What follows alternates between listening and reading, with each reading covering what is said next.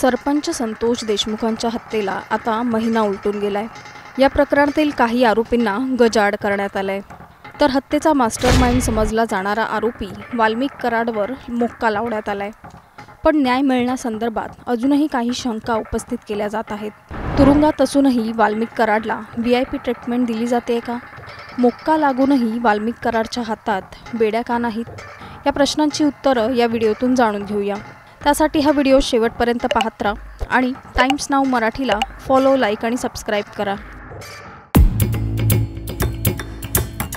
मस्साजोगचे सरपंच संतोष देशमुख यांची हत्या होऊन आता महिनाभरापेक्षा जास्त काळ उलटून गेलाय।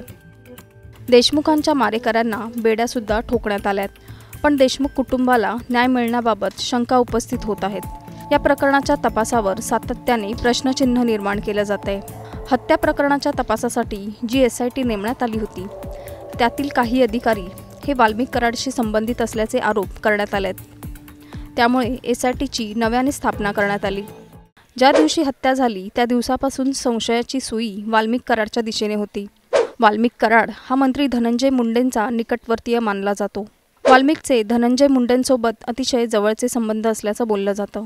धनंजय मुंडे जेव्हा परळीच्या बाहेर असतात तेव्हा त्यांचे सर्व व्यवहार वाल्मिकच बघत असल्याची चर्चा आहे। त्याचसोबत वाल्मिकवर हत्येचा मास्टरमाइंड असल्याचाही आरोप करण्यात आलाय। इतर आरोपींप्रमाणे वाल्मिक कराडवरही मोक्का लावावा अशी मागणी करण्यात आली। अखेर जनभावनेपुढे नमतं घेत वाल्मिकवर मोक्का लावण्यात आला। पण मोक्का लागूनही वाल्मिकला तुरुंगात कैद्यासारखी वागणूक मिळत नसल्याचा आरोप सामाजिक कार्यकर्त्या अंजली दमानिया यांनी केलाय। अंजली दमानिया यांनी त्यांच्या X अकाउंटवर काही सवाल उपस्थित केलेत।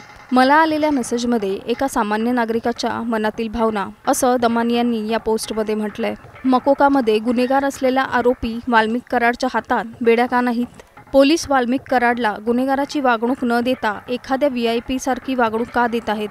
घुले, चाटे, सांगळे यांना जशी वागणूक दिली जाते तशी वाल्मिक कराडला का नाही? कराडच्या हातात बेड्या न घालण्याचं कारण काय?